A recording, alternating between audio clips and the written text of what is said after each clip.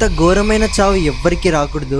దాహంతో చనిపోయిన ఆత్మకి ఇలా వాటర్ బాటిల్స్ ని దానం చేస్తున్నారు. అసలు కథ ఏంటంటే 1999 లో ఒక ట్రక్ హై ఆల్టిట్యూడ్ కి వెళ్తున్నప్పుడు గట్టా లూప్ రీజియన్ దగ్గర డ్యామేజ్ అయింది. ఆ ట్రక్ లో డ్రైవర్ మరియు హెల్పర్ అయితే ఉన్నారు. డ్రైవర్ దగ్గరలో ఎక్కడైనా హెల్ప్ దొరుకుతుందని చూడటానికి వెళ్తాడు. హెల్పర్ ఏమో ఆ ట్రక్ దగ్గరే ఉంటాడు. హెల్ప్ కోసం వెళ్ళిన డ్రైవర్ రిటర్న్ వచ్చేటప్పుడు స్నోలో ఇరుక్కొని చాలా లేట్ అవుతుంది. అలా 2 డేస్ తర్వాత రిటర్న్ ట్రక్ దగ్గర వచ్చి చూస్తే ఆ హెల్పర్ దాహం మరియు ఆకలితో చలికి గడ్డ కట్టుకుపోయి చనిపోయాడు.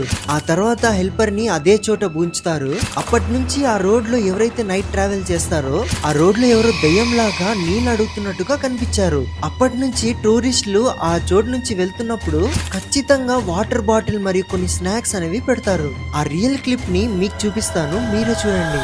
दोनों एक साथ चढ़ा देते तो ये भाई का हाथ और ये मेरा हाथ एंड हमने रख दी यहाँ पर।